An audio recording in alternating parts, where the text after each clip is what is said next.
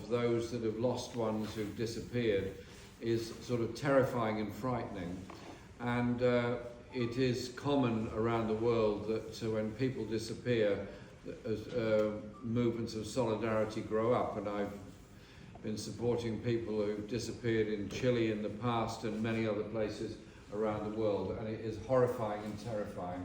So I absolutely feel for any of you that have relatives and you just do not know where they are. But you have a suspicion of what's happened to them. You have a suspicion of why they've been taken away and what may or may not happen to them. So it is a question of raising the voice and raising solidarity.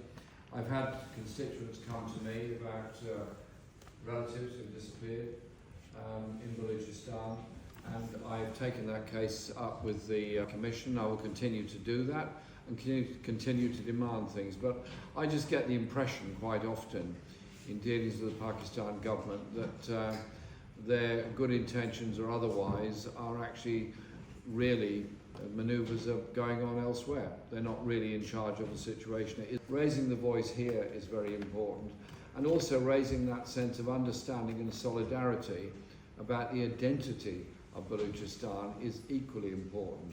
Many in this country, including amongst political activists on the left, are often, shall I say, ignorant of the history of South Asia, ignorant of what partition meant, ignorant of what it meant to particular languages, particular cultures, particular identities, and the Balochistan is one example of that. And so having this rally here tonight with these very powerful testaments is part of that.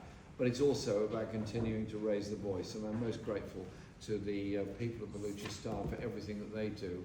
After the forcible abduction of my father, we have reached on every possible avenue in the pursuit of justice, knocking on all doors, yet his whereabouts remain unknown to this day.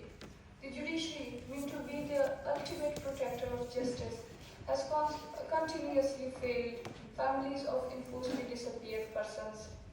After many years of searching for my father, I have approached every court and every commission in this country. Despite their promises and the existence of laws addressing enforced disappearances, the system remains ineffective. The laws seem to be mere formalities with no real implementations or accountability. Families like mine face endless delays and dismissals, while court orders are routinely ignored by the authorities. It feels as though the courts are powerless structure, unable or unwilling to enforce the law. For the people of Balochistan, this has become a tragic reality, waiting for years and years without any answer, while those responsible for these crimes act with complete impunity.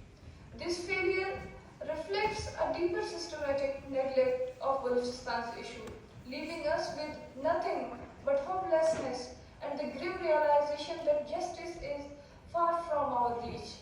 The judiciary must not acknowledge its failure, but take concrete actions to address this crisis. Anything less is a betrayal of its fundamental purpose.